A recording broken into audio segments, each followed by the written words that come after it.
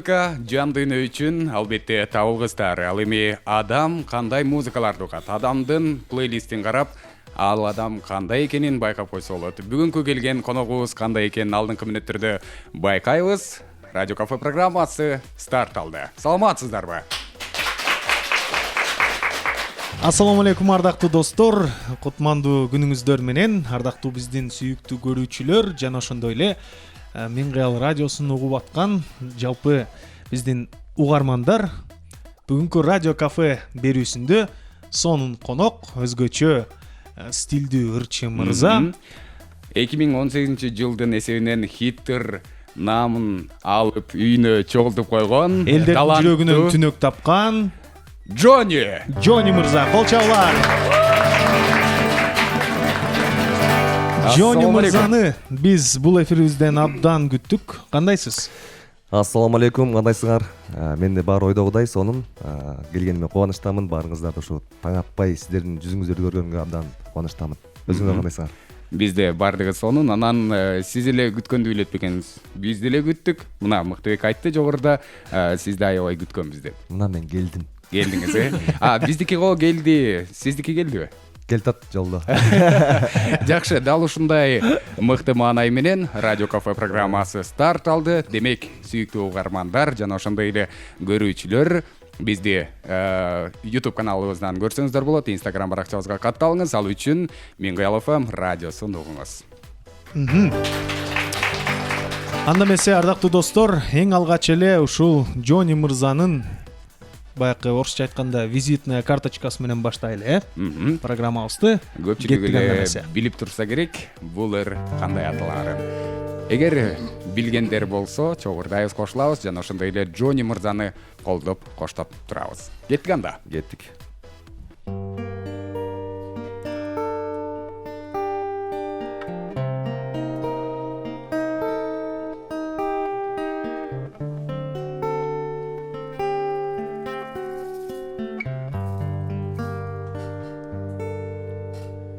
Жарык болуп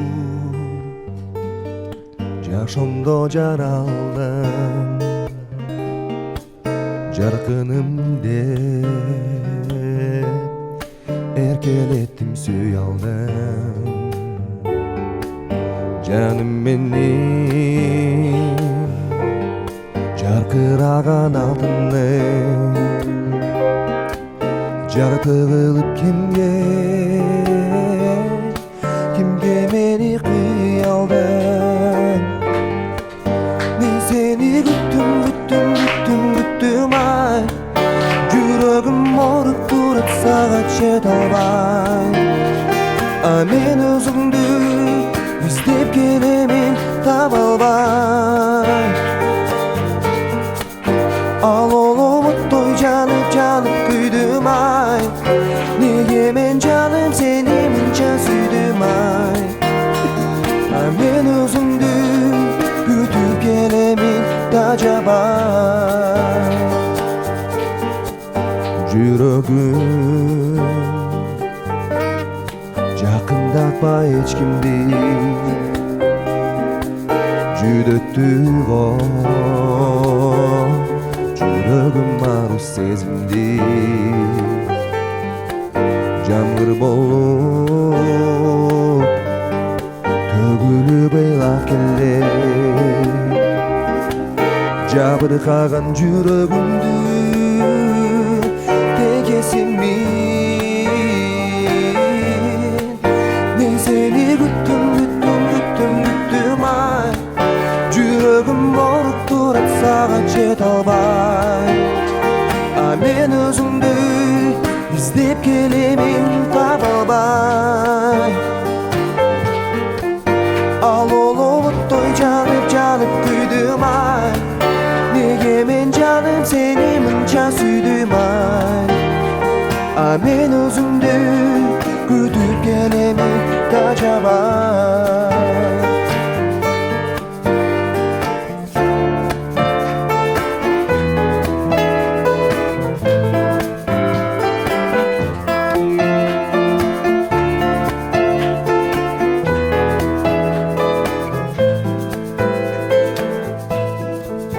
Özüm күттім ай жүрегім молып тұрат саған жете алмай а мен өзіңді іздей беремін таба алмай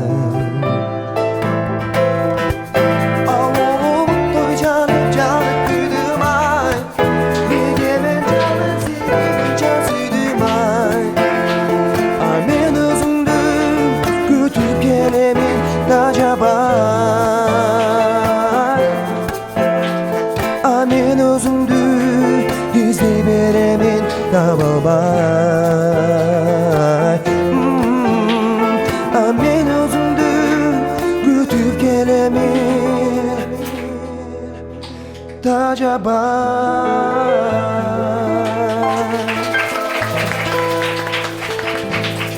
Браво!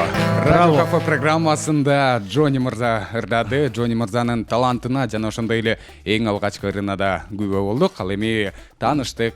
Анан дагы биз өзүбүздү тааныштыра кетели. Бүгүн микрофондо кесиптеш Мыктыбек Нурланбеков. Жана ошондой эле урматтуу туугандар, өзгөчө үндүү жана өзгөчө келбеттүү Өзгөрү Шабакиров. Шу сени элден өзгөчө болсун деп атың өзгөрүш кылып койгон окшойт. Жок, мындай бир нерсени өзгөртүп жиберсин деп коюп койгом да. Ооба. Чынында эле өзгөртүп атат кол чабуулар.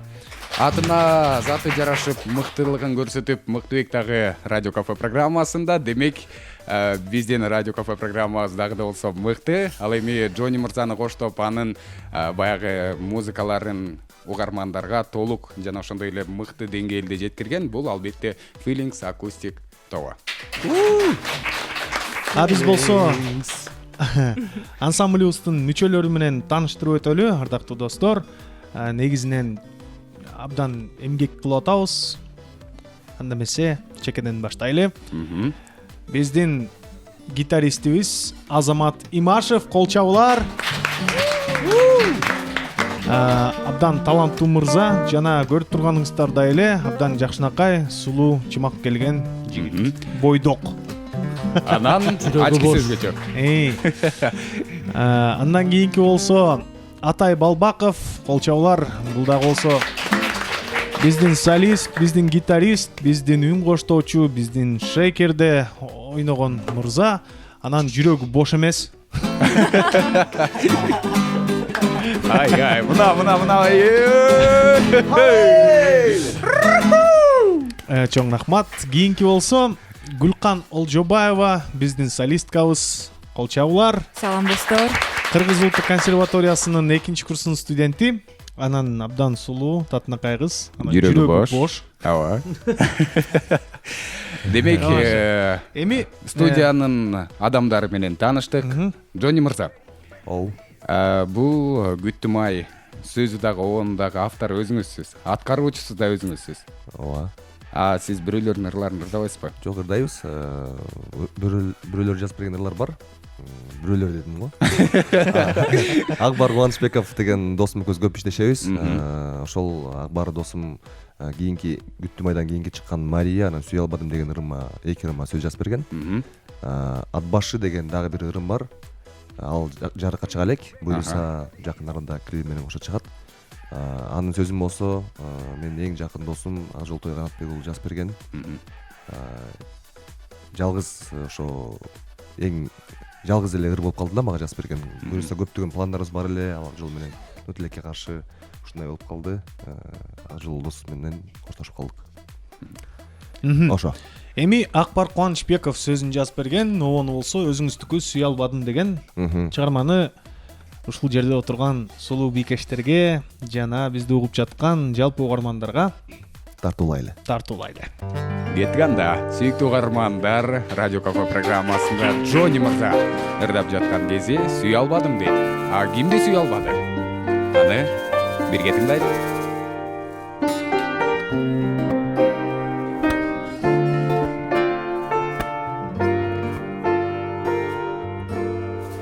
Себелеген терезеден жамгырдай көзүң албай жолун карап кайгырмай Sağınışta gün geçirip жүрөсүңбү Билесең сүйө албадым Сен менен бирге өмүр сүрө албадым Бүтпөгөн өзүң болдуң бир арманым Бара албадым Билесең сүйө албадым Сен менен бирге өмүр сүрө албадым Отоясың мамилени кура албадым Бош бөлмөдө жүрөк толгон күйүткө эч өчпөгөн ишеничиң үмүттө бирге жүргөн кези кара сүрөттөрдөн Билесең сүйө албадым Сен менен бирге өмүр сүрө албадым Бүтпөгөн өзүң болдуң бир арманым Бара албадым Билесең сүйө албадым Сен менен бирге өмүр сүрө албадым Отоясың мамилени кура албадым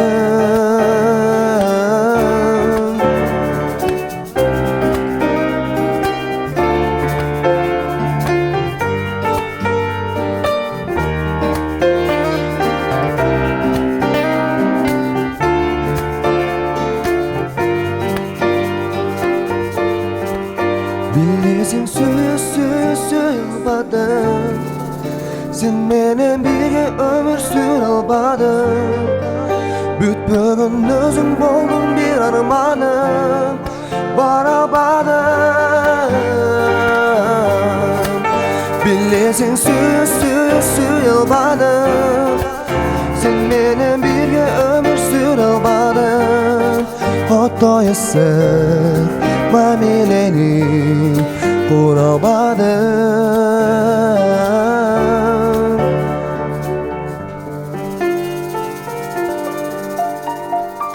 Сүйө албадым Браво. Керемет. Рахмат. Чыгармаларыңыз өзгөчө сонун экен, анан көбүнчө лирикага жакын экенсиз, Ооба.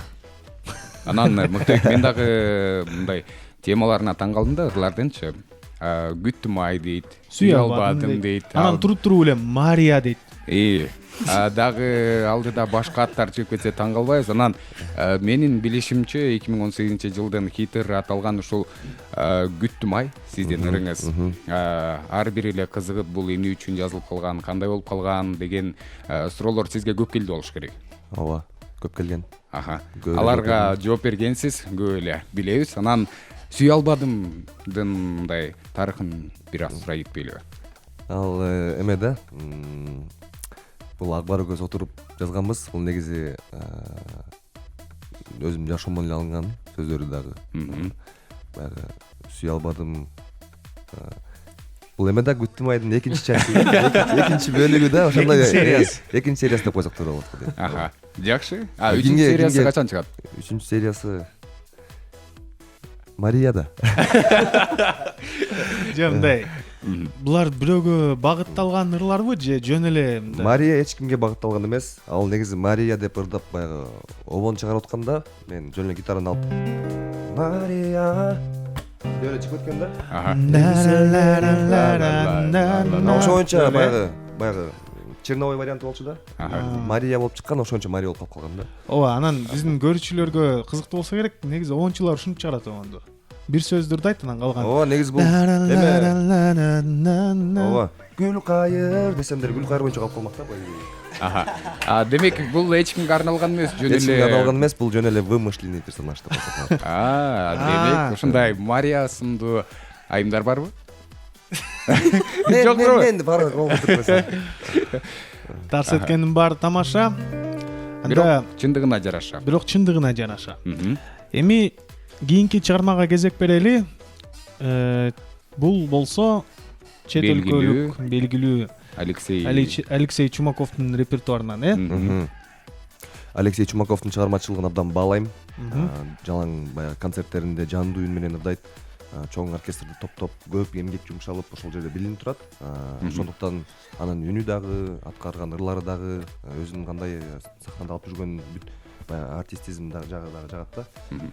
Ошол себептен анын чыгармаларын көп эле билем, бирок бүгүн ошо Тут и там деген эски бир чыгармасын ырдап берейин. Жакшы. Анан Джонни мырза, мисалы мен ар дайым айтып келем, ошо Алексей Чумаковдун дагы чыгармачылыгын карап, Мыктыбек Нурламбековго окшошсуң деп коем да. Ооба. Аны мен айтам да. Сакал өстүрүп окшош болот да. Сизди көбүнчө кимге окшоштурушат? Джеки Чанга. Джеки Чанга? Бирок күлгөндө окшоп калат экенсиз. Джеки Чанга анан жана Ранго деген мультфильм бар го. Эмне эле? Кескелдириктин мультфильми. Кескелдирик окшоштурушат мени. Кеттик анда эмесе. Тут и там. Алексей Чумаковдун репертуарынан Джонни мырза ырдайт, аны коштоп турат Feelings Acoustic тобу.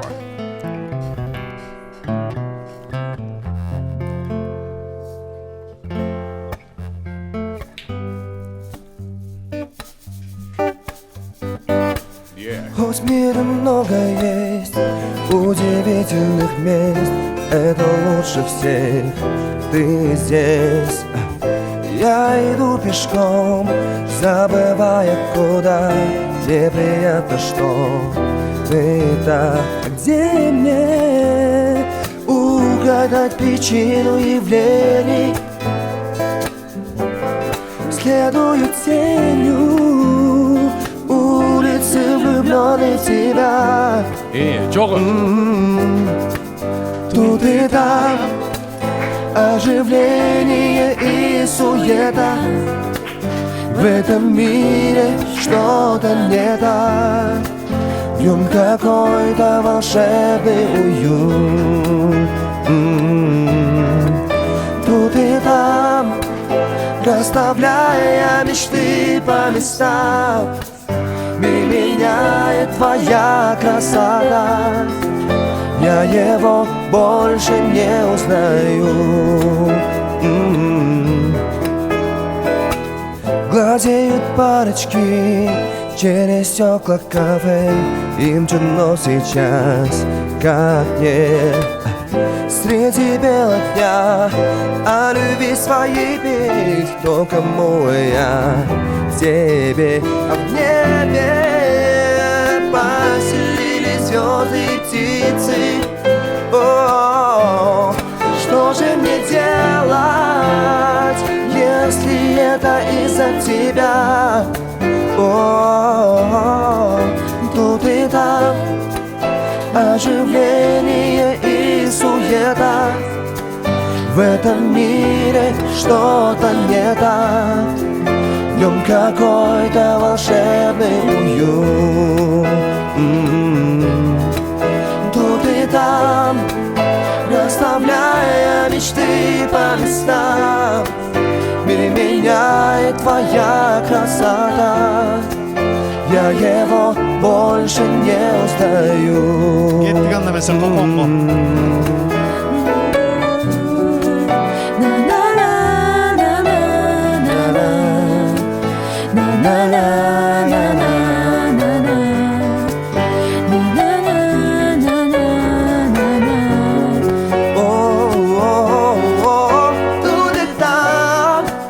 Расставляя мечты по местам, мир меняет твоя красота.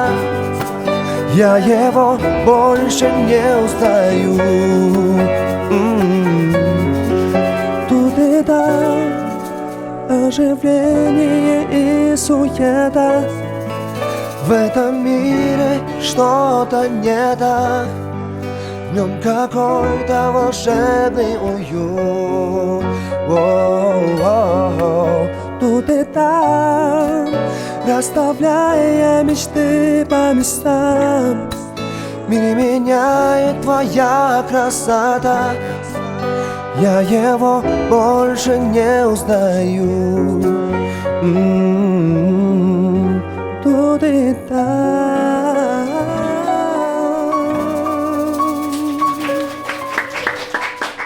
Мыкты чыгарма тут и там. Мен кыргызчасы тякта жана биякта. Тяк-тяк дегенчи. Тяк деген чыгат. Тяк-тяк деген. Жакшы. Анан Джонни мырза. Негизи эле 2018-жылы сиз жакшы иштедиңиз, анан көпчүлүк көрөрмандар дагы таанып билди. 2019-жылы бир аз мындай чыгармачылык тыныгуу болду сизде. Чыгармачылык тыныгуу болду. Анткени өзүм башка проект баштап алгам, ошол менен кичине ошо менен жүгүрүп жүрүп, чыгармачылыктан кичине алыстап кеттим, бирок азыр кайра студияда иштеп атабыз. Мен негизи эле өзүм ырларды баягы ай сайын ыр чыгарып, анан же бир айда 2 ыр чыгарган мен туура эмес деп ойлойм. Ырды чыгарыш үчүн ырды бышырып, жалпы элге жетиш үчүн ырдын ар бир нотасын жакшы ойлонуп иштеп анан чыгарыш керек деп ойлойм да. Ошол себептен азыр бир ырдын үстүнө уже жарым жылдан бери иштеп келатабыз. Буюрса 1-2 айдын ичинде же болбосо жаңы жылга чейин чыгып калышы мүмкүн. Жакшы, ал ырдын аталышы кандай? Ал ырдын аталышы Сүйгүм келет.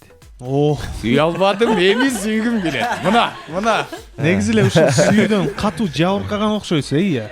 Ооба, жабыркагам, катуу жабыркагам. Баштан өткөн сүй, ошол баягы Ошонун калгындылары деп сүйлөп эле коелучу. Бирок Мыктыбек, мен ошол сүйүү болгонуна сүйүнүп атам да, эмнеге дегенде мүмкүн андай сүйүүлөр болбой калса, мындай ырлар жаралбай калат эле. Туп-туура. Экөөбүздүн оюбуз аябай окшош негизи. Бекеринен алып барчу болуп атабызбы? Ошон үчүн экөөңөр да бири-бириңерди сүйүп көргүлө балким жакшы. Анда албетте тарс эткендин баардыгы тамаша. Мыктыбек келген көрүүчүлөргө дагы кезекти берели. Джонни мырзага болгон суроолорду берсеңиздер болот. Кымча белдүү, татынакай, акылы тунук. Саламатчылык. Кече Джонни кандай эле, бүгүн ал кандай жана эртең кандай болушу керек? Мына. Аябай күтүүсүз суроо болду. Суроо капталынан, 2 капталдан астынан үстүнөн берилди окшойт. Кече күнү саат 2-де деп койсун. Кече Джонни чыгармачылыкка абдан кызыгып, көп аспаптарда үйрөнгүсү келген жигит болчу.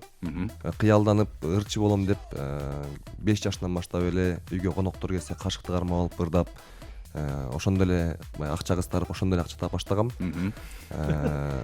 Ошол кыялдарыма эми жетип, азыр ошо кыялдардын үстүнөн дагы да болсо иштеп атабыз.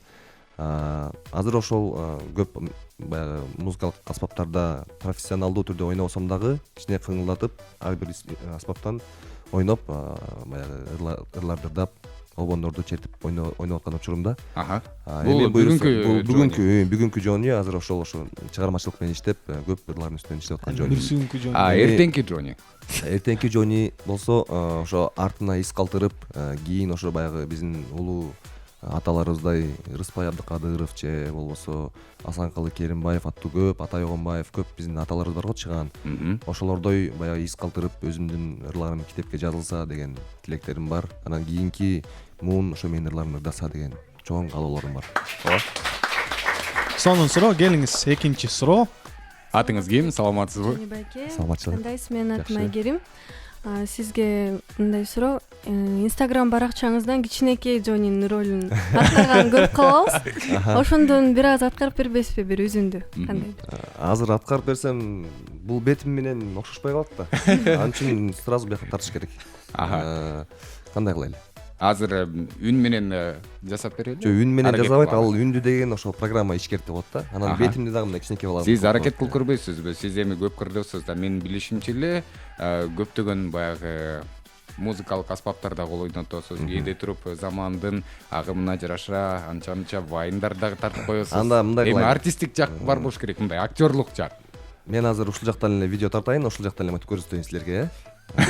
Анда Мыктыбек менин атам болуп коесузбу? Азыр мен биякта даярдай берейин. Сиз даярдап туруңуз, ага чейин Гүлкан сиздер үчүн жагымдуу чыгарма тартуулайт. Бул болсо Санатыры деп аталат. Гүлнур Сатылганова эжекебиздин репертуарынан. кабыл алыңыздар. Гүлкан Олжобаева.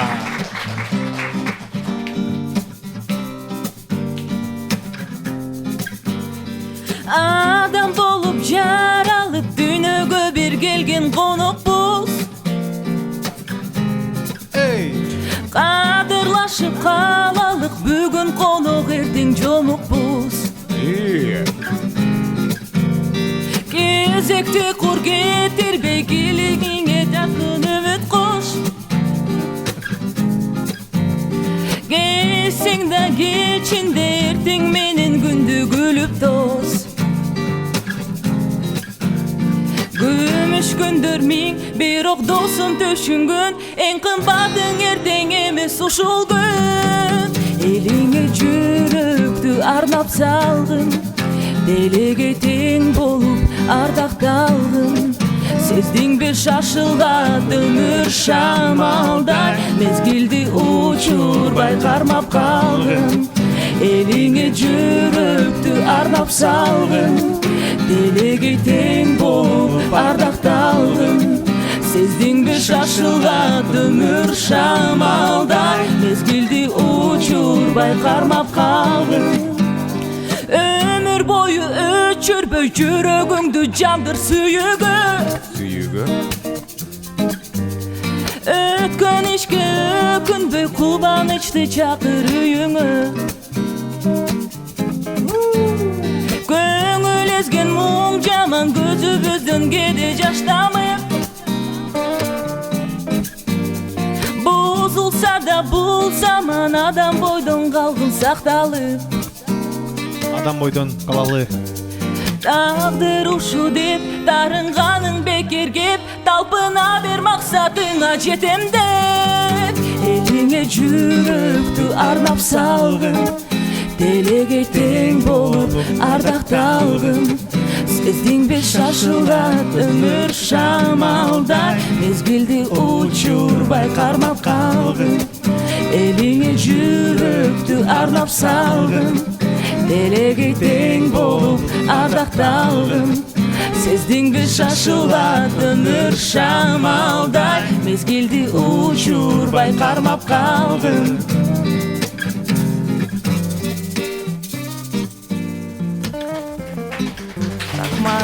Гүлкан Олжобаева. Дүркүрөгөн дагы бир жолу кол чабуулар болсун. Рахмат. Мен Гүлкандан сурагым келип атат. Эмнеге бул жерде ырдагың келди?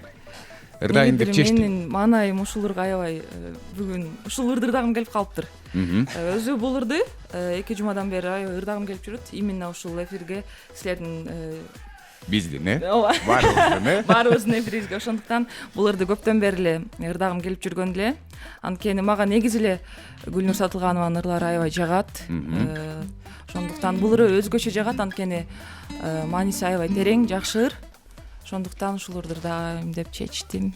Учурдан пайдаланып деп салам айтып кеттим. Мыкты, мен ойлоп кеттим, ушул жерденчи атым кубаныч эле болуп калбай депчи, мындай. Эмнеге? Кубанычты чакыр үйүңө деп атпайбы? Ошол жерин өзгөртүп коеюң. Өзгөрүштү чакыр үйүңө деппи? Жакшы. Джонни мырза дагы даяр болуп калды окшойт.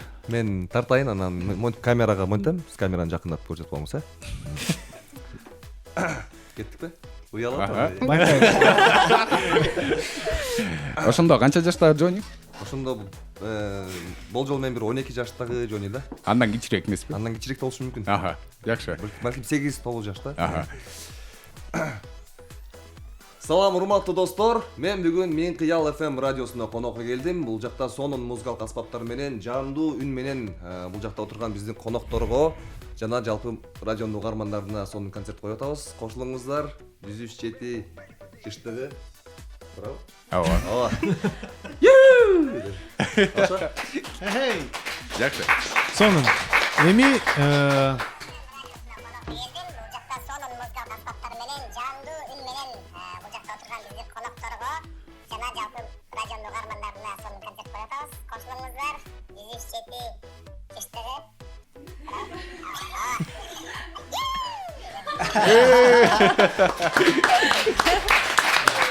Муну мен бүгүн Инстаграмга салып коеюн, Ооба. Жони мырза. Инстаграмга салып коюңуз, анан Аха. ушул эфирди өзүңүздүн жазылуучуларыңызга дагы эскертип коюңуз. Сөзсүз түрдө. Сөзсүз. Ал эми уланталы, ардактуу көрүүчүлөр, ардактуу угармандар. Ооба, Мыктыбек, мен учурдан пайдаланып ыраазычылык билдиргим келип атат. Башкы биздин режиссерубуз Улан Солтубек уулу, ошондой эле үн режиссер Райым Молдогазиев жана ошондой эле Жусуп Баласагын атындагы Улуттук университетинин журналистика бөлүмүнүн Баласагын ТВ жааматына. Келе биздин көрүүчүлөр болчу. Анда эмесе кийинки аткарыла турган чыгарма фотограф деп аталат. Аха. Эд Ширандын ыры болуш керек, Эд Ширактын ыры. Англисче. Нарындан экениңизди ушул жактан эле билгиз коесуздар. Ооба. Жакшы.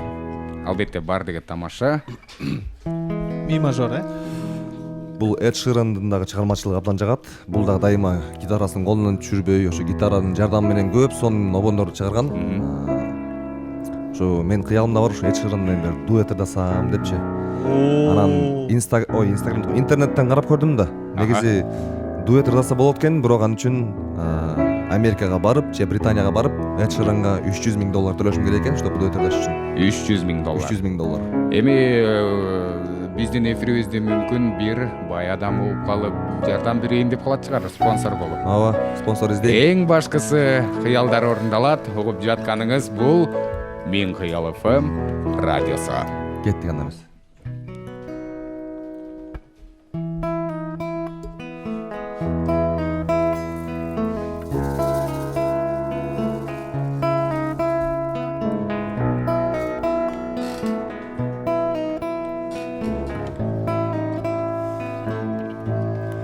Love it get hard.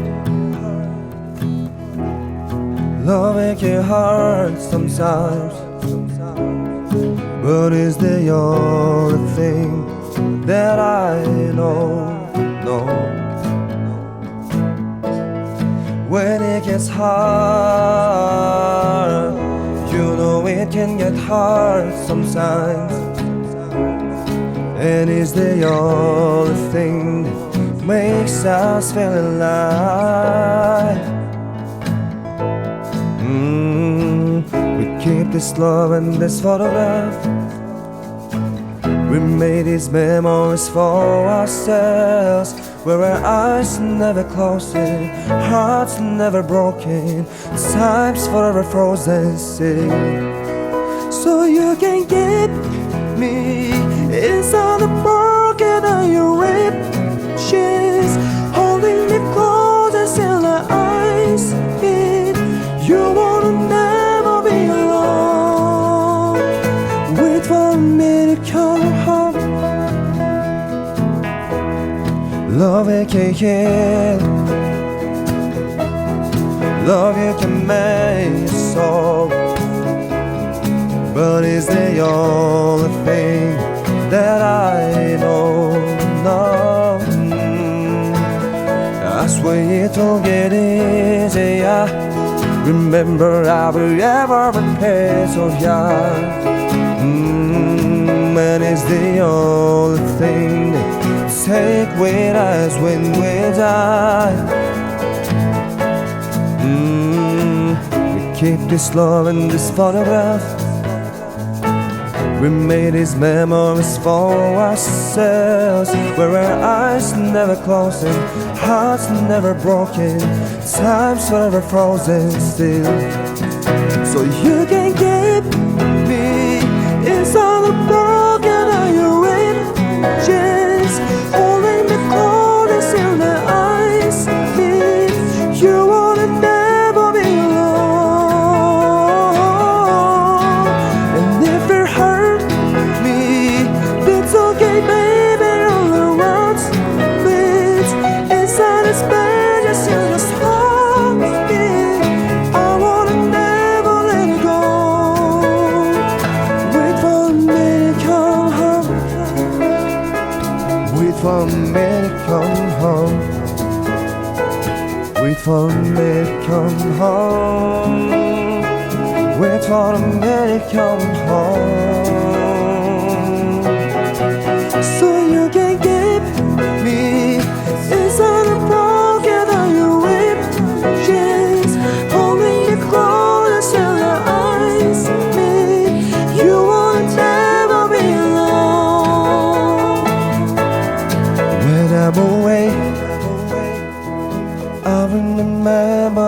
you kiss me under the lamp and speak your 6th Street, hearing you whisper to the forest, wait for me to come home. Браво. Эң мыкты аткар болду. Бул ырдын текстинде жазылгандай We keep the love in a photograph дейт. Анан биз сүйүүнү сүрөттөрдө сактайбыз дейт. Албетте бактылуу көзирмемдер сүрөттөрдө жана адамдын жүрөгүндө түбөлүк кала берет экен. Сонун чыгарма Эд Ширанын репертуарынан. Эд Ширанга терең ыраазычылык ушундай сонун чыгарма жазгандыгы үчүн. Ал эми аткарган үчүн Джони мырзага кол чабуулар. Рахмат. Мыктыбек, мен да ойлоп койдум, Эд Ширан дагы ушундай сүйүүгө кабылган окшойт депчи. Ал деле күтүп эле жүрөт, ушинтип сүрөттөрдө сактап эле бирдеме болду э. Джони мырза, сиз өзүңүз ким, кайсыл ырчыдай болгуңуз келет? Дүйнөлүк. Кайсы ырчыны карап мындай түздөнүп өзүңүз Мен негизи кичинекей кезимден бери эле Майкл Джексонду кумир тутуп келчүмүн. Майкл Джексондун концерттерин баардыгын көрүп чыккам, бүт интервьюларын көрүп чыккам. Бирок өзүнүн концертине барганга жетишпей калдык. Тилекке каршы көз өтүп кетти. Ошондой ырчы болсом деп тилектенчүмүн, бирок албетте Майкл Джексондой ырдаш кыйын, Майкл Джексондой бийлеш кыйын. Убагында бийлеп жүрдүм, бирок азыр кичине дене катып калган сөктөр, андай бийлей албайбыз. Жок, эми Майкл Джексон 50 жашка чейин бийлеген да. Ал деген өмүр бою бийлеп жүрүп, ошо баягы таштаган эмес да. Мен болсо 3 жыл мурда бийлечүмүн, баягы Россияда, Орусияда иштеп жүргөн кезде клубда өзүбүз ушундай Джексондун номерлерин коюп, шляпасын кийип алып, мындай ак нерсе полотнон тартып алып, светтери менен аябай сонун шоу кылчубуз. Ошондон бери 3 жыл болду, андан бери бийлей элек. Жакшы. Айтып калдыңыз, биякта карасам, ырлардын арасында Майкл Джексондун репертуарынан ырлар жок экен. Мүмкүн импровизация кылып ушул жерден аткарып берерсиз. Өзүңүз жактырган бир ырдап берерсиз балким. Анда бир куплет кыска эле, э? Азыр мен сөзүн ача албайм анда. Боло берет. Ага чейин урматтуу көрүүчүлөр, суроолоруңуздар болсо бере берсеңиздер болот. Джони мырза бүгүн сиздерге жооп берет. Джони мырза сиздер үчүн бүгүн ырдап берет. Кыскасы Джони бүгүн сиздердики. Үйгө кетсеңер болот. Бирок бирөөлө алып кетет ошондо туурабы? Тамаша. Анан ырларды дагы сурансаңыздар болот. Джони мырза колунда гитарасы менен, андыктан сиздер суранган музыканы жок дегенде бир куплет, анан кайрылмасы менен ырдап бергенге даяр. Эгер билсем, сөзсүз түрдө ырдап берем. Толугу менен. Ооба. Жакшы. Келиңиздер, анда микрофонго жакыныраак келип, өзүңүздөрдөн сурооңуздар болсо бериңиз десек. Менде бир суроо бар, Жөнөй эке, десең, эң десе. Кандайсыз? Саламатсызбы, атыңыз? Саламатсыздар, мен ушинтип коеюн. Саламатсыз. Менин атым Жылдыз. Сизге мындай суроом бар. Жогорку билимиңиз барбы музыкалык тармакта? Анан жеке эле ыр тармагында эмес, дагы башка кандай жумуштарды аткарасыз? Эми сизди тойлордон көрбөйбүз. Көп тойлорго чыкпайсыз, бизнес кылбайсыз. Анан мындай чыныгы чыгармачылык менен алектенген адам катары көрөм. Анан кошумча булактар керек да акча табуу үчүн. Да кайсы жумуштар менен алектенесиз? Эң башкысы сурайын дегени канча акча табасыз? Канча акча табасыз? Жылдыз, сизге эми болочоктогу жолдошуңуз канча акча табыш керек бир айда? Бир айга. Ооба. $1000. Азбы? Жөнөй эке $1000 чыгабы? Бир айда. Ооба. Андан бери көп эмес. Жөнөй экеде мондай жооп берди го. Ооба. Жок, анда Жөнөй эке көбүрөөк табат окшойт. Рахмат суроолоруңузга. Жогорку окуу жайда, музыкалык окуу жайда окугам, билим алгам. Мураталы Күреңкеев атындагы окуу жайда ошо гитарадан сабак алгам. 2 жыл кларнетте окугам. Мектепте окуп жүргөн кезде музыкалык окуу жайга, музыкалык мектепке баргам. Ошол жерден 5 жыл Комузда окугам, Баянда окугам. Анан Чопо Чордук ишин өздөштүрүп алгам. Токтогул Сатылганов атына филармониянын астына, филармонияга караштуу эстрадалык студия бар. Ал жерден дагы ошо билимимди уланткам. Анан музыкадан башка Исхак Разаков атындагы окуу жайда окугам. Ал жакта архитектура бөлүмүн бүтүргөм. Эң керектүү нерсе бул болсо. Кеттик анда. Майкл Джексон. сиздер үчүн? Майкл Джексонун сөзү ачылбай койду, тилекке каршы подвалда эмес интернетим иштебей койду.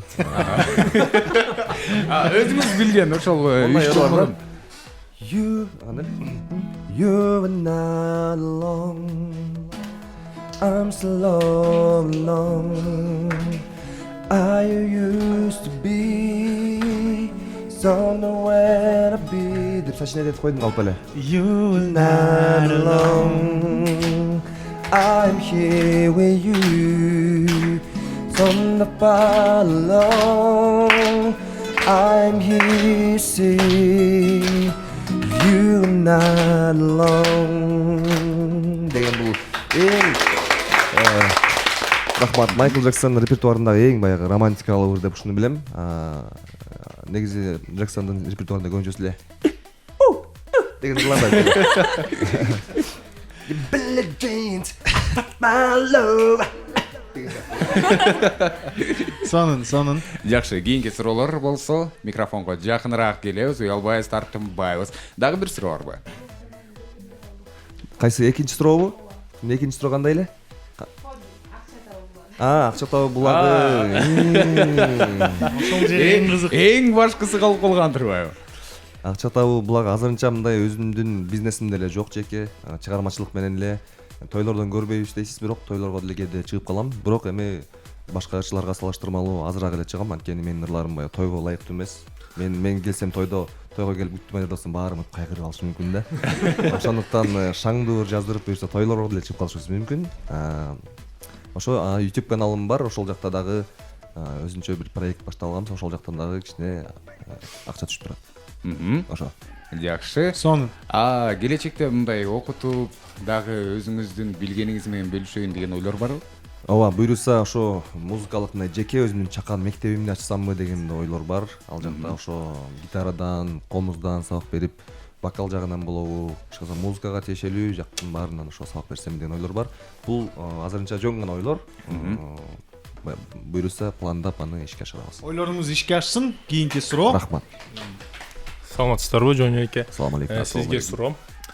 Сизде болду эле Ооба. баарын чытап Всё эле. Сизде болду эле баарын чытап салып, жаңы беттен ачып, кандай айтсам, Жашоону жаңы беттен да новый лист. Снова Ошо эмне үчүн да? Потому ал что кайсы учурда болот? ар бир адамда болот да өзүчү. Жаңы баштап келесиң и хочется да прям всё бросить и начать с нового листа. Сизде качан болду эле? Менде? Ооба.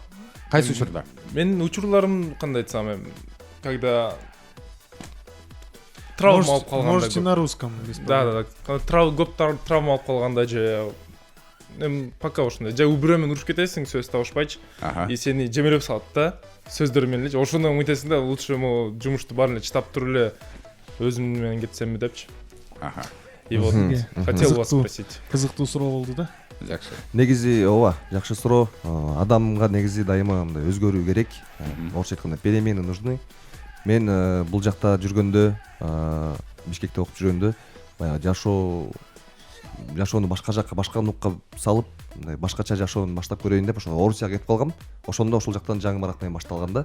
Ал жактан ошо жаңы досторду таап, ошол жактан ырдап, 3 жыл ошол жакта жүрдүм. Андан кийин ошол жакта жүрүп эле бир кызга аябай ашык болуп калып, 3 жыл экөөбүз мамилебиз жакшы болуп жүрүп, ошондон анан тилекке каршы үйлөнөбүз, мындай үйлөнөбүз болуп атып, анан үйлөнбөй калганбыз. Анан бияка келип, анан баягы ошо страдать этип деп коет эмеспи орусча. Кыйналып жүрүп, анан ошо күттүм ай чыккан. Ошондон кийин анан всё, мен жаңы жашоону башташым керек, ал кызды унутушум керек деп, анан жаңы жашоону баягы жаңы барак менен баштагам. Эмне кылсаң да сүйө албадым деп туруп, анан кайра жаңырды жаздыңыз. Арт артынан. Ооба. Жакшы анда. Ушундай суроолорго жооп берип жаткан кези, кийинки суроо бар экен. Саламатсызбы? Жөнбайке, мен Айгерим. Кайрадан. 2019 жыл сизге кандай жылдардан болду жана жүзүңүзгө жылмайып тартуулаган бир момент, учурду айтып кетсеңиз, сиздин эсиңизде калган окуяларды. 2018 жыл, 2019 2019 жыл. 2019 жыл жаман жылдардан болду деп айта албайм. Жакшы эле жылдардан болду, Кудайга шүгүр. Утуп алуубуз ордунда бир туугандарыбыз аман эсен жаныбызда. Эң эле эске каларлык бул эмне болду? Өткөндө бирөө менен мушташып көзгө жегем, ошол эске калды.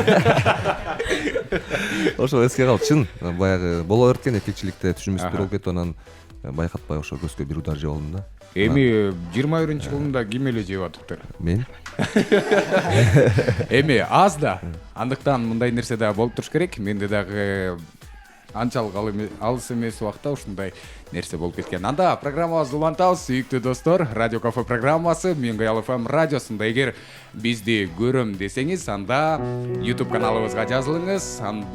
Ошондой эле келген конокторго өзүмдүн көзүм менен күбө болом десеңиз, анда сизди жума күнү саат эртең менен 9:00 Жаш Гвардия бульвары 59 КТРКнын радио бөлүмүнөн күтөбүз. Анда кезекти кайрадан Джонни мырзага беребиз.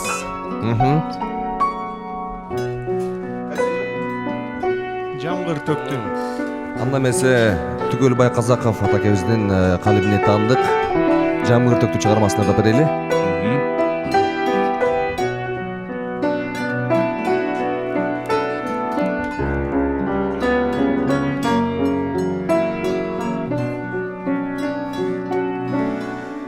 Жамгыр төктү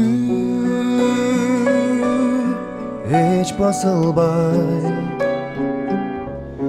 биз келаттык көл шал болуп жол кароого көз ачырбай бет алдымдан шамал согуп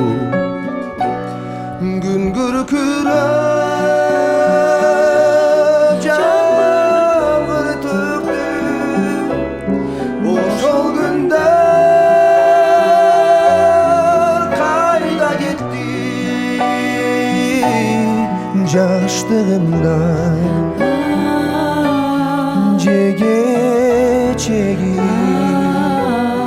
кайрылбастан кете берди жамгыр төктү эстей түштүм алыс калган жаштыгымдан сагынтасың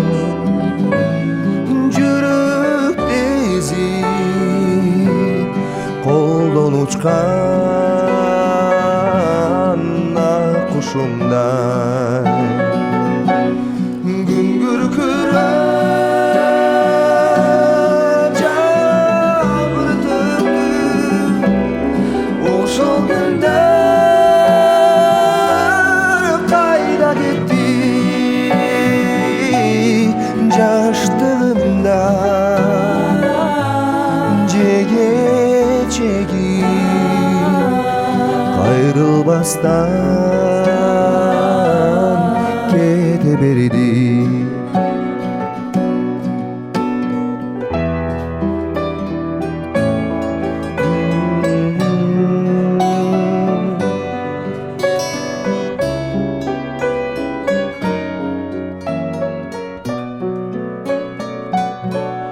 жылдар учат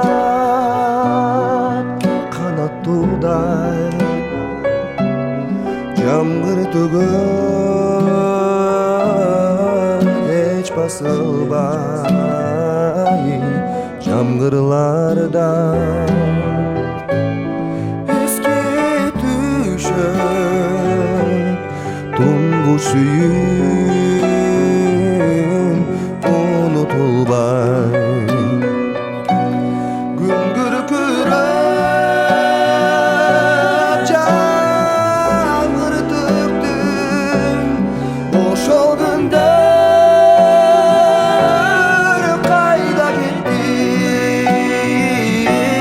жаштыгымдан жеге чеги кайрылбастан кете берди айрылбастан кете берди.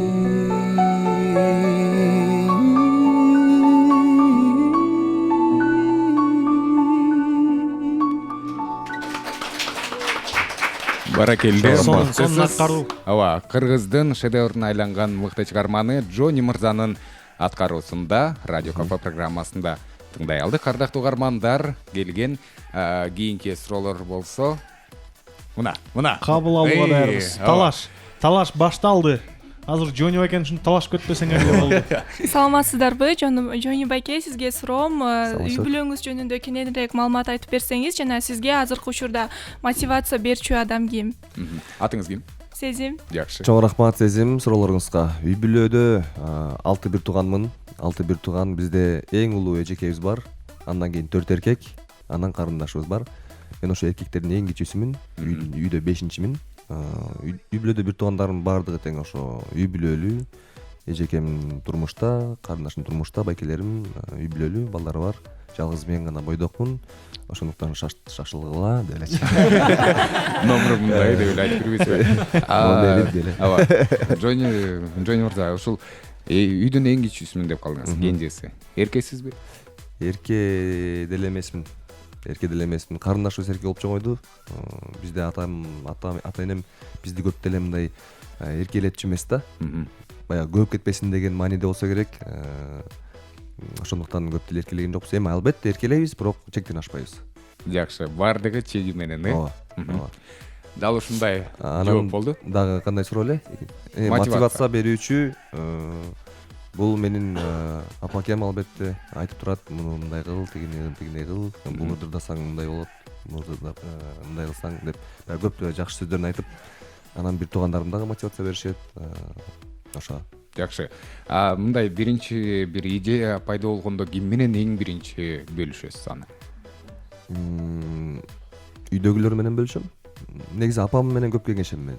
Апам менен кеңешип, апа ушундай болуп атат, кандай кылайын десем, эми улуу кишинин баягы кеңеши баары бир жакшы да.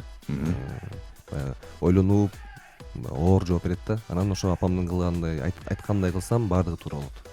Апалар аман болсун, апаларга дүркүрөгөн кол сураалар. Кийинки суроо бар экен. Саламатсызбы? Саламатсызбы? Менин да атым Сезим. О, сезимдер. Feelings деген кыргызча сезимдер болот. Мен сизге мындай суроо берет элем. Суроо эмес, өтүнүч, ооба. Жанатан бери жалаң шашпай, жай чыгармаларды угуп атабыз. Бир шаңдуу бир музыка суранат элем сизден. Хорошо, макул, ырдап берели. Мен ырдап берели. Гитаранын коштоосунда көрүүчүнүн суранычы боюнча Джонни Мырза кайсыл ырды аткарат? Шок ырлардан. Эй!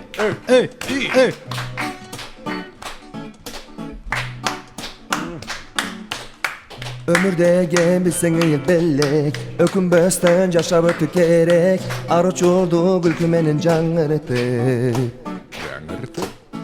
Убакыттар сызып учуп барат, узун жолду кыр кетирбей жашап, ойлоруңа жете бергин багынтып. Бактың сенин колуңда, байлык күтөт жолуңда, жашоо деген сонунда, карманбастан досум кеттик чоңурда. Жаңылсаң да мейли, адашсаң да мейли, кел бирге билейли, кел бирге билейли, мени кайтала, мени кайтала, мени кайтала, си, кеттик. Дагы, катыраак.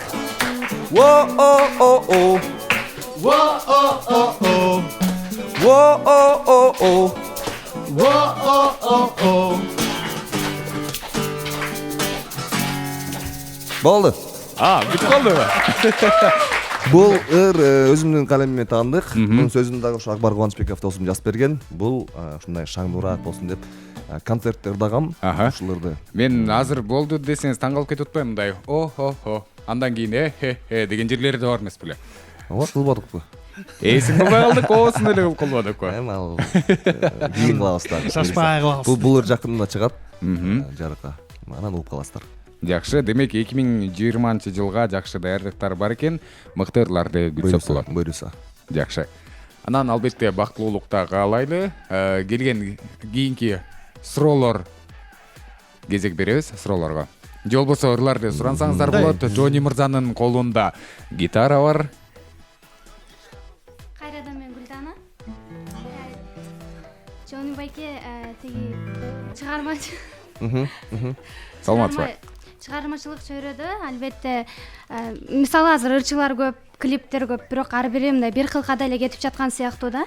Мисалы сиз бир күн келип башка образда башка Жони болуп чыгууну ойлоп жүрөсүзбү?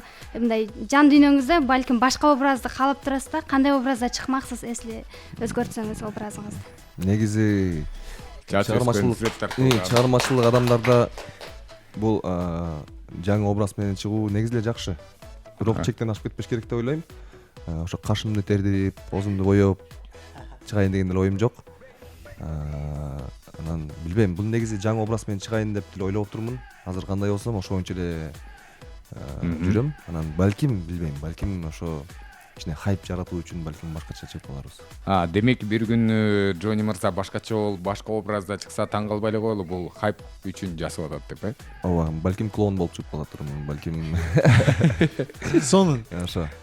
Эми баягы шаңдуу ыр деп суранып кетпедиңиздерби? Эми биз сиздерден сураналы шаңдуу ырды. Айгерим деген кыз абдан сонун ырдайт өзү. Ооба. Азыр биз Айгерим ырдайт, биз билейбиз. Мыкты. Келме кезек, терме тезек деген ошол. Келме кезек ошол. Саламатсызбы? Мен На Востоке деген чыгарманы аткарып кетейин. На Восток. На Восток. Восток тарапка. Анда чыгыш тарапка кетет экенбиз.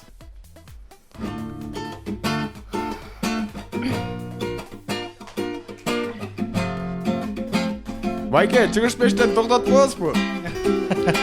Тонкая линия, стою у края, зову вчерашний день.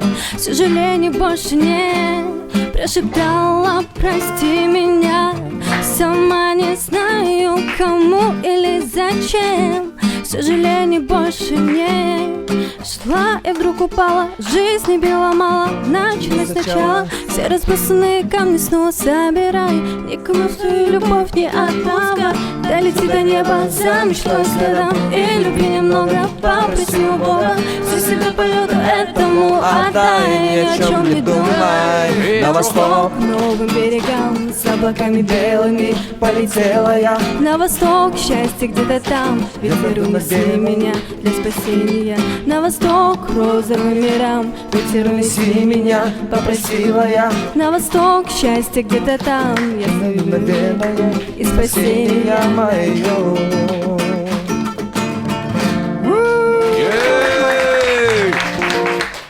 Айгеримге кол чалуулар болсун. Айгеримди конокко чакырат окшойбуз. Ойлонуп калдык. Сонун аткаруу. Жакшы. Кандай комментарийлер бар Айгеримге? О, Айгерим. Сонун. Айгерим. Жакшы ырдайт экенсиз, үнүңүзгө береке. Көп ийгиликтерди каалайбыз. Көп ырдай бериңиз. Көп ырдаган сайын үнүңүз ошончолук такшала берет. Жакшы, анан биздин ушул радио кафе программабызды угуп атып, анан ырчуулум же болбосо ырчы болгусу келип жүргөндөр дагы бардыр. Сиз өзүңүздүн билгениңиз менен бир аз болсо да бөлүшүп кетпейсизби? Эң башкысы каалоо керек. Эгер ырчы болом десең көп ырдаш керек. Интернет деген в помощь. Интернетте кандай распевка кылыш керек, кандай ырдаш керек. Азыр эми баардык эле весь мир в кармане деген сөз барго. Телефонун алып турсаң, телефонуңда баары бар да. YouTube'га кирсең, бүт гитарада ойногум келсе, гитара үйрөнүп алсаң болот. Бүт пианинода үйрөнөм десең, пианино үйрөнүп алсаң болот. Менде сонун жооп бар да. Ушул суроогочу. Кандай?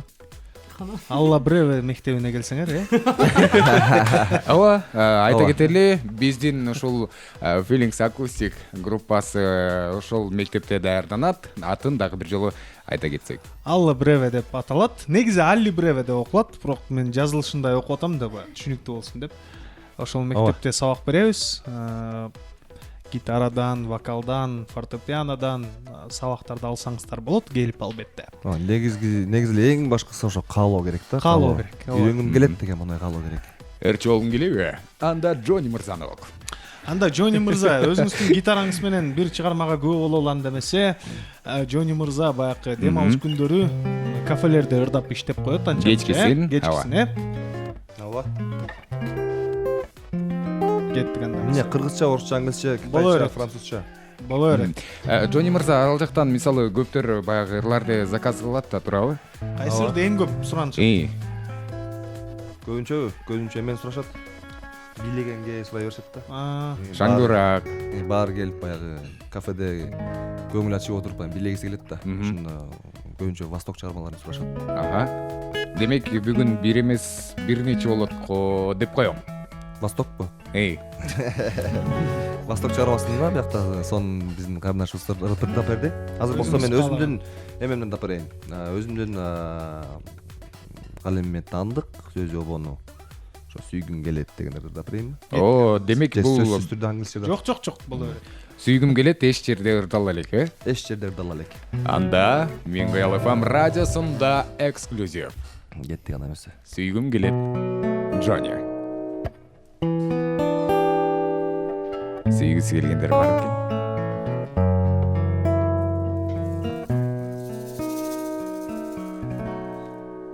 Сүйгүм келет бир өзүңдү мен дайыма көргүм келет күлгөнүңдү көздөрүңдү жалындаган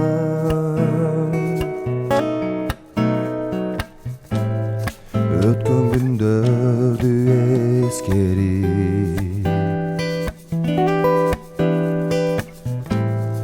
өзүңдү кайра эстелип өчпөдү го сүйүүмүнөн сүйдүрдүң мени жолуксам деп каранми сүйгүм келет бир өзүңдү мен дайыма көргүм келет күлгөнүңдү көздөрүңдү жалындаган сагындым сени бир сени сагындым сени бир сени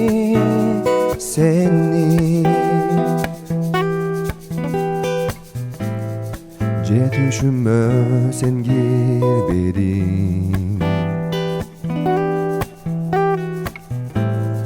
издегенимди билбедиң үмүтүмдү үзгүм келбеди оюмду сезбедим көрүшсөм деп каранми сүйгүм келет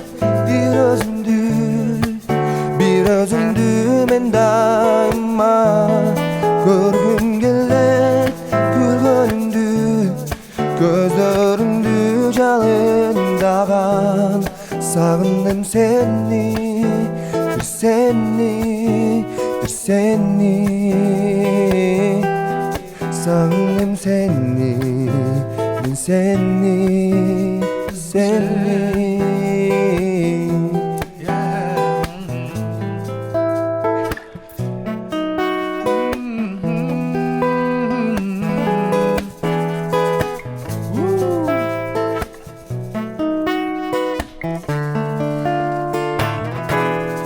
Сүйгүм келет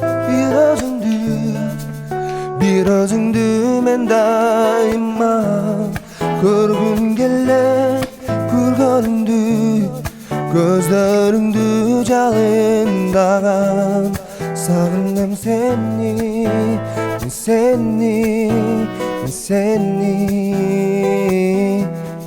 Sağındım seni, bir seni.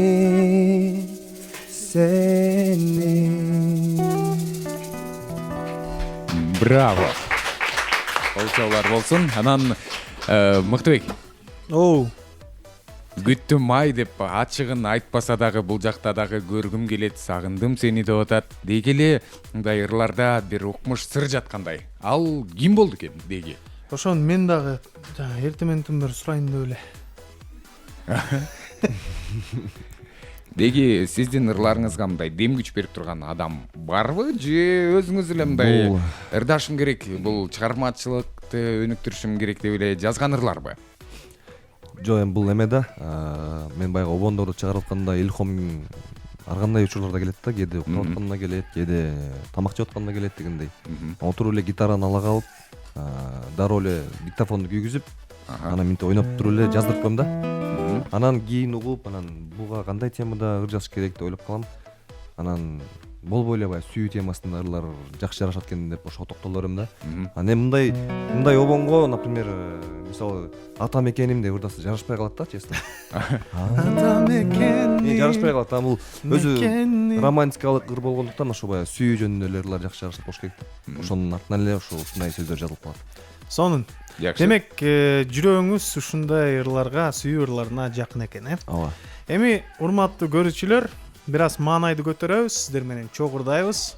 Бекборбиевдин Дел бирим деген чыгармасын ырдайбыз. Сиздер болсо ай деген жерин мен менен чогурдасаңыздар болот. Чогурдашыңыздар керек.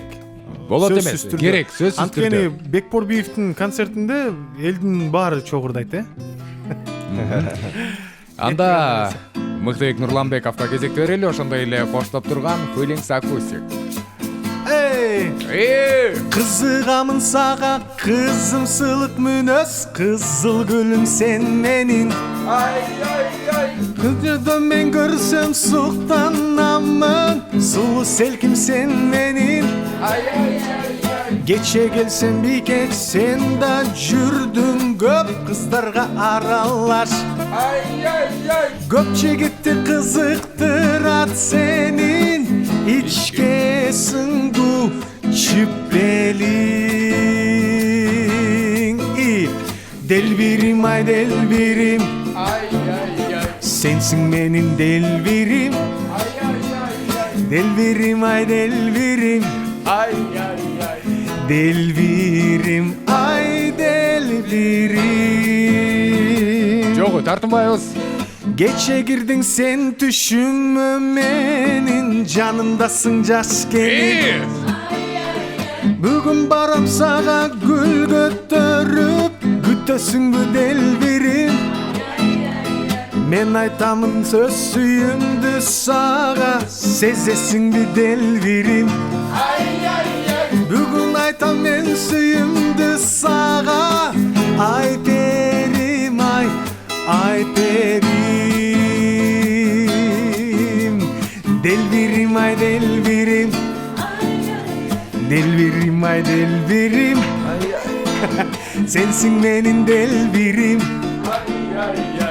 delbirim ay delbirim. Daha bir jolu. Delbirim ay delbirim, sensin benim delbirim. Sensin benim delbirim, delbirim ay delbirim. Evi sizler iyi. Delbirim ay delbirim, ay ay ay. Sensin benim delbirim, ay ay ay ay. Sensin benim delbirim, ay ay ay. Delbirim ay delbirim, delbirim ay delbirim. Баракелде. Анан аягына кош кетсең болмок, бири болосуң го деп. Аз жерге кошо бергенде деле болот го. Жакшы. Мыктыбек Нурланбековдун аткаруусунда Бекборбиевдин Делбирим аталышындагы ырын тыңдадык. Бул Радио Кафе программасы уланууда. Бүгүн бизде конокто Джони. Суроолор болсо берсеңиздер болот. Албетте микрофонго жакын келиңиз. Кайрылуу саламатсыздарбы? Мен Мыктыбек байке жана бир болосуң деген ырын санайын деп эле. Ооба, ал негизи Жандуу жок, ар дайым суранып угабыз. турчулөр, Ар дайым угабыз, бирок жандуу уккан жан дүйнөңө оготор күч кубат берет да. Мыктыбек. Аракет кылалы, рахмат чоң. Кетпеңиз.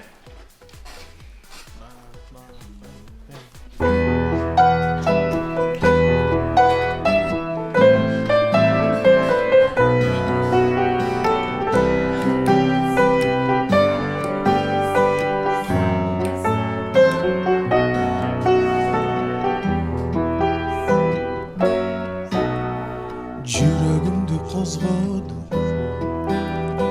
күйүп от болдум, кантип таңдарды сенсиз тосконмун, бакытыма кошпоймун, жанып коштоймун, көрбөй калганда издеп жоктоймун, дайыма бир болосуң бу, кечте таңдарда жанымдын жарымы сен, жарыгы сен, салбас арманга, дайыма бир болосуң бу жомогоңду, саган арнайын, сүйүмдүн илеби сен, жүрөгү сен, жанган ардайым, бирге болосуң бу.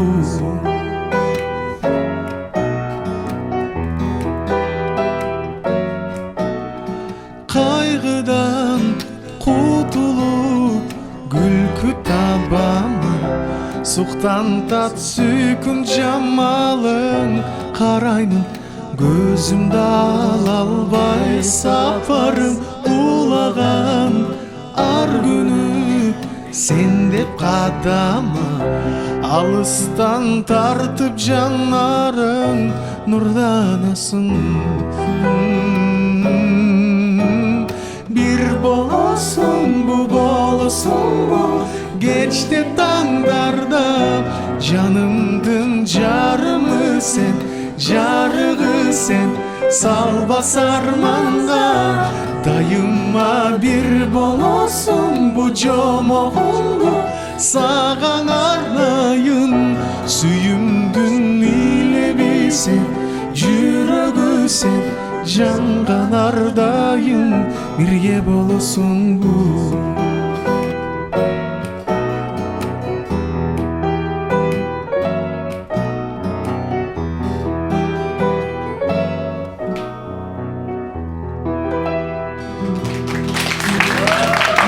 Рахмат. Мыктыбек Нурланбеков бир болосуңбу дейт. Ким бир болууга макул? Сонун эркен. Ким макул бир болууга? Дагы бир жолу. Демек Instagram баракчасына жазып койсоңуздар болот. Мыктыбек Нурланбеков деп издесеңиздер дароо табасыздар. 20 эме келген, кат келген. Жок, 20 аз го дейт. Ойлонуп көрөйүн, ооба. Байкап көрбөйлү. Тамаша, Тарсеткен бар тамаша. Бүгүнкү коногубуз урматтуу туугандар, Джони мырза. Урматтуу көрүүчүлөр, угармандар, эми Джони мырзага кезекти берели. Кийинки чыгарма сиздер үчүн жаңырсын. Бул болсо, Күттүм айдын кийинкиси сүйө албадымдын кийинкиси бул Мария. Программабыздын башталышынан бери айтылып келатат бул до минор. Джони мырза ырдайт. Мария.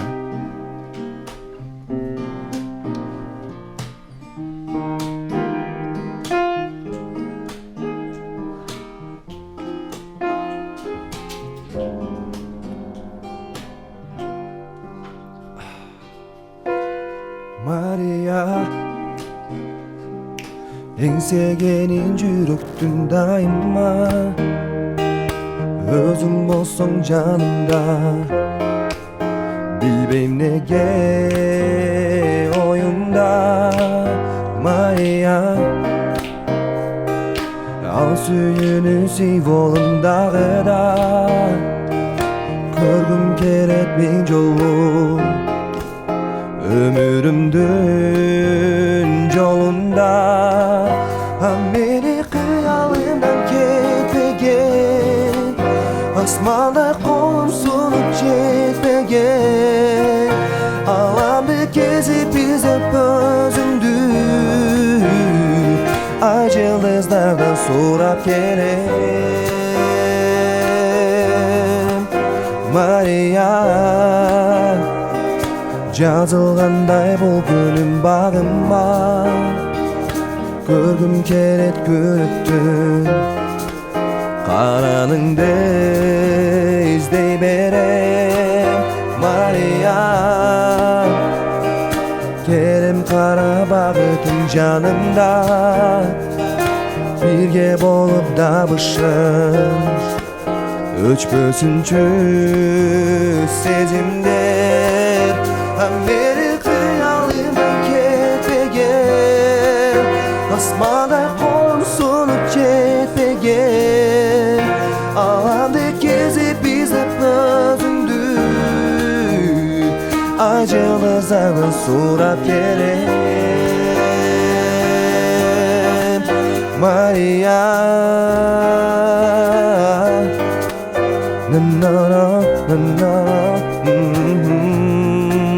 Мария ай жылдыздардан сурап келем Мария эңсегени жүрөктүн дайыма өзүң болсоң жанымда билбейм неге ойман мени кыялымдан кетпеген асманда колум сунуп жетпеген аламды кезип изеп өзүңдү ай жылдыздардан сурап келем Мария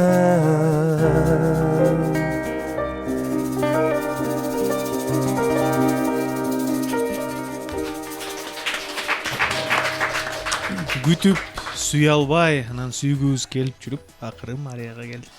Ооба. Анан мыктыбек мен ушул жерден Джонни Байкеге суроо бергим келди. Мен угуп калгам. Кыргыздын эле көрүнүктүү ырчы мырзасы баягы ырдап жүрүп, мен бир ысымды ырдап койдум эле дейт да. Анан мага ошондой ысымдагы кыздар кайрылгандар көп болгон дейт. А сизге Мариялар кайрылдыбы мисалы? Мүмкүн мен издеп жүрөсүз деп. Ооба, жазган. Канча Мария жазды? Бир 15 чактай Мария деген жазган негизи Инстаграмгачы. Жок, эми баягы эме кылып ыраазычылыгын билдирип, сонур экен, Мария деген өзүмдүн баягы атыма арналган ырууга элек болчумун, рахмат сизге ушундай ырыңыз үчүн деп баягы ыраазычылык сөздөрүн жазышкандар болгон. Эгер айымдар баягы Джонни деп ырдап калса эмне кылат элеңиз? Мен да жазмакмын, рахмат, мындай ыр жок болчу. Мындай ырлар бар бирок. Джонни деген ырлар бар да. Эме бар? Кайсы? Джонни, Джонни, yes papa. Анан эме бар? Джонни. Лаханда эстами лока. Анан эме бар? Джонни B, I was not B деген. Илгерки ыр да. Анан дагы бирөө бар. Аны кандай эле? Ошо, көп эле негизи. Жакшы. Негизи ушундай баягы мисалы азыр өзүңүз айтып атпайсызбы? Джонни деген ырларды бир төртөөнү жок дегенде айттыңыз да. Анан эгер мүмкүн бир ысымдуу ат жазсаңыз, көбүрөөк угармандарыңыз пайда болот беле дейм да. Бир ысымдуу ырбы? Мисалы бир ошол баягы атты коюп туруп, ырдын атынчы, ал ат кыздын атынан коюлса. Кайсы ат болмок дейсизби? Кайсы ат дейсизби? Бизде кыргыздарда негизи Асель деген аттар көп болуш керек. Асель деген аттар көп. Махаббат деген аттар көп, Анан Мыктыбек деген аттар көп. Шун жөнүн айтып койдуңуз да. Көңүл көтөрүлүп. Мыктыбек деген аттар аз, анткени мыкты адамдарга эле коюлат Мыктыбек деген ат. Ошо. Жакшы. Анда сүйүктүү угармандар, Радио Кафе программасында бүгүн конокто Джонни мырза болду. Бул мүнөттөрдө кезекти Feelings акустика беребиз. Сиздер үчүн Атай Балбаков ырдайт. Датонун чыгармасы «Прости меня» деп аталат. Бизди кечиргиле, эгер биздин кемчилик кетсе. Атай Балбаков.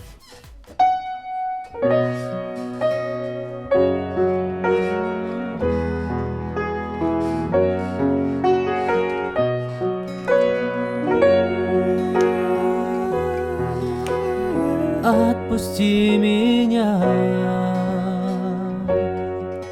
Это все, о чем просить посмею я. Это все, что я скажу тебе, любя. Знаем мы оба, что нельзя.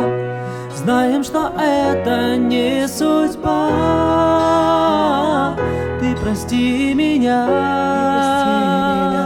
Прости меня. Любить неволен я. Печаль моя и любовь моя. Пойми, что врозь не могут быть, любя. Не надо слез, не надо слез, любимая моя.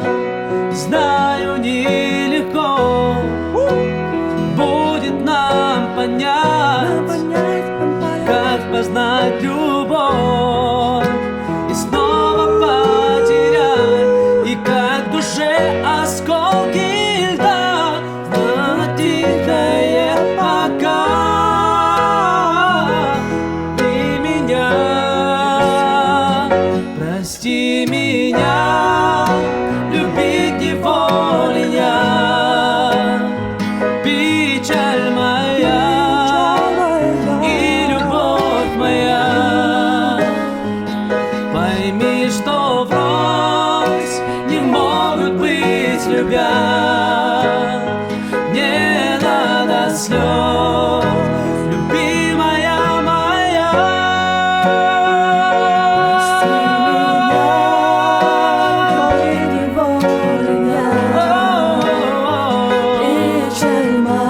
Печаль моя. Пойми, что врозь не могут быть, любя. Не надо слез, не надо слез, любимая моя.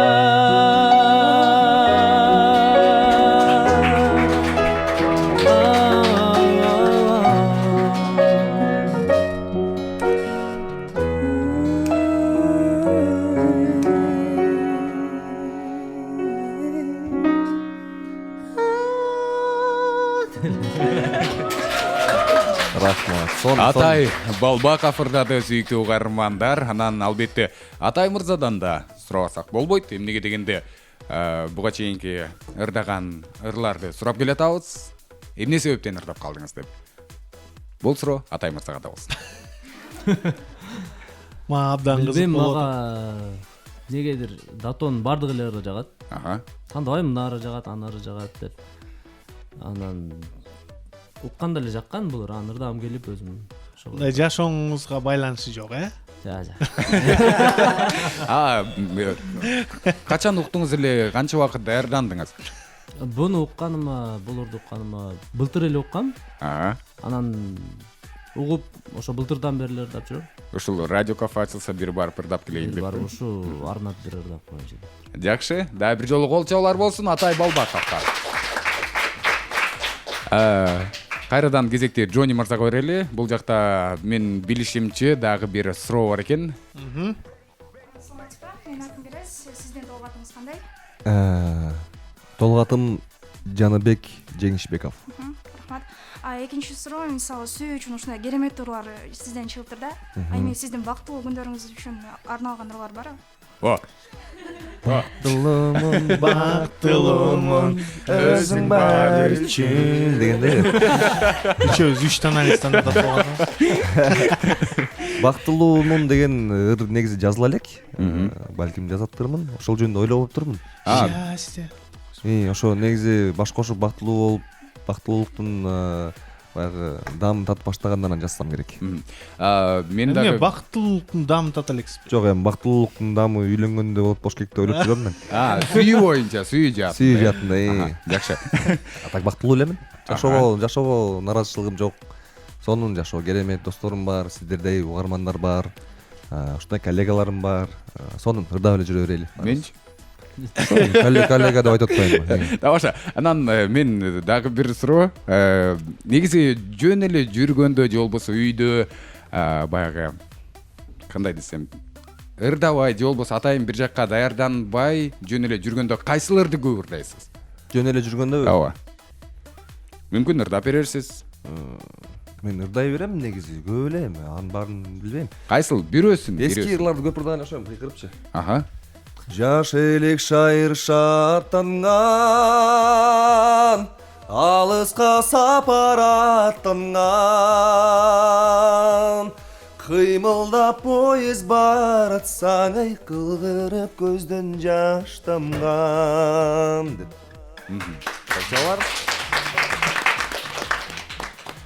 Сонун.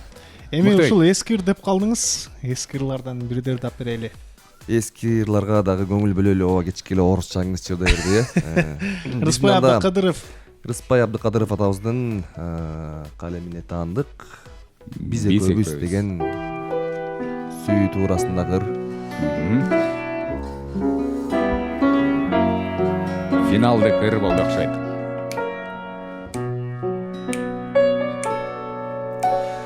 Билбейм кайдан жаралгансың сен маған, маңдайыма бүткөн жалгыз бакыттай, сени сүйдүм буйрук алып тагдырдан.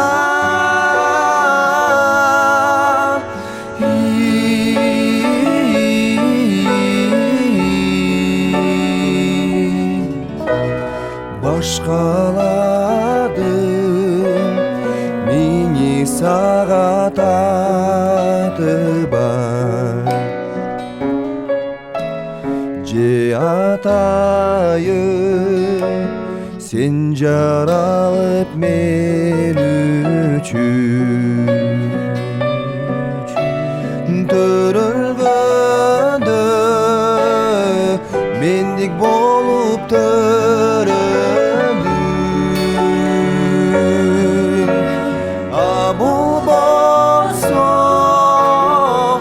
айтчы жаным мен үчүн,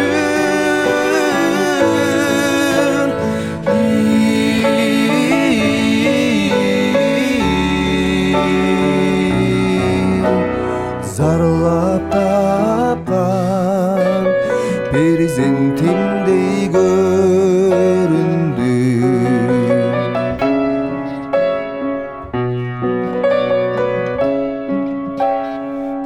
Жолуктук майдын жумшак түнүндө, алтын мага сен эскерткич белектей, мен сүймөсөм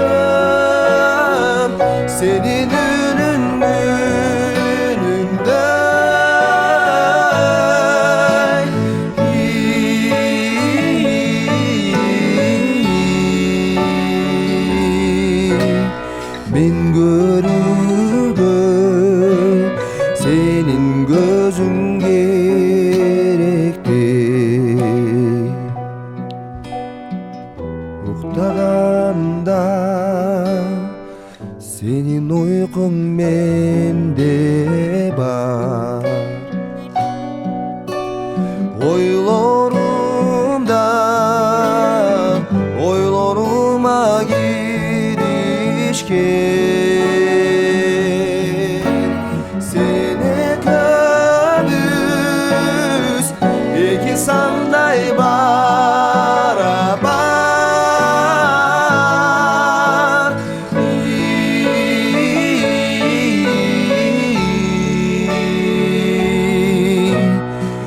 сени көбүз эки судай бириккен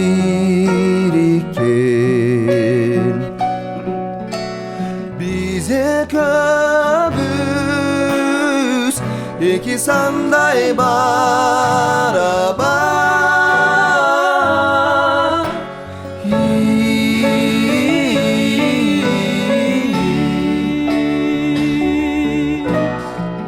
бизе көбүз эки судай бириккен бизе көбүз эки судай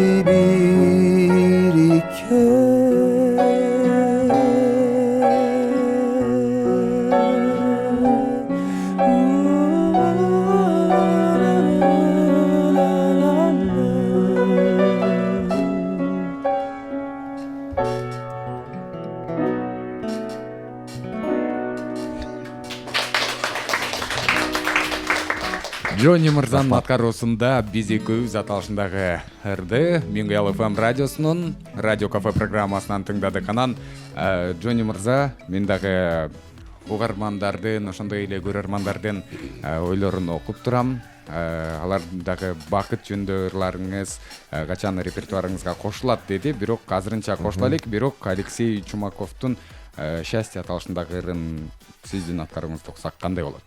Ыздап көрөлү, тональность кайсыл ал? Ля минор.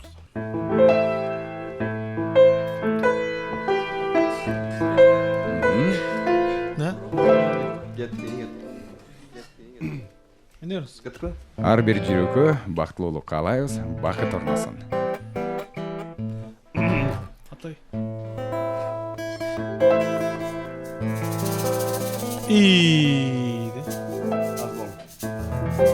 Гитара в настройкасы.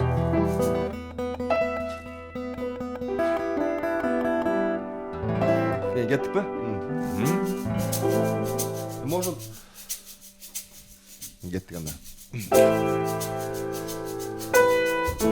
Старая гитара и горячий кофе и закатное вино. Медленно листаю книжечки стихов, все они лишь об одном. Между строчек замечаю, как скучаю по тебе, по нежной красоте твоей. То, что наполняет новым смыслом каждый день. И счастье — это когда ты без звонка можешь войти в мой дом и в любовь мою. Знай, что всегда, наверняка, даже когда не жду, я тебя люблю. На-на-на-на-на, на-на-на-на-на, на-на-на-на-на, на-на-на-на, на-на-на-на.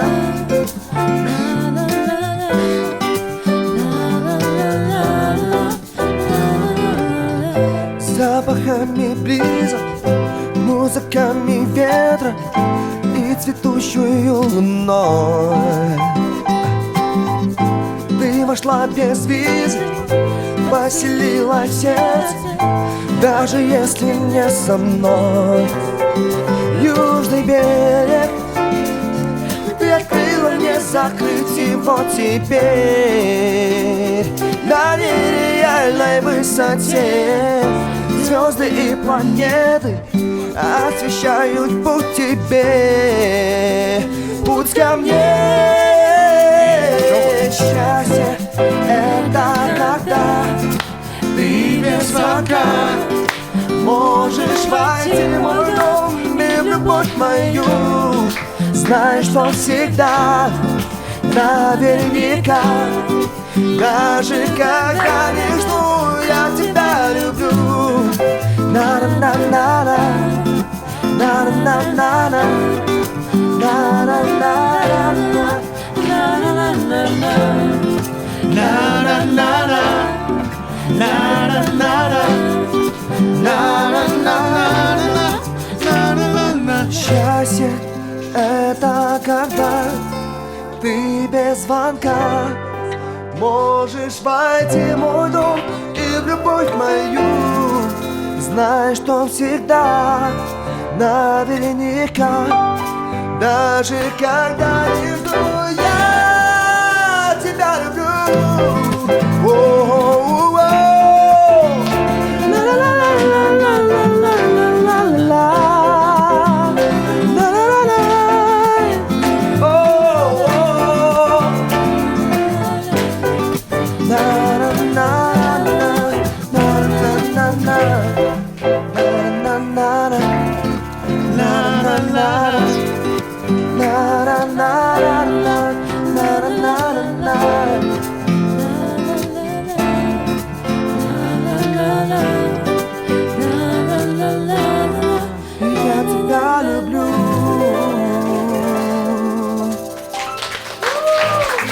Баракелде, бул музыканы уккан ар бир угуучу бактылуу болсун дейли дагы.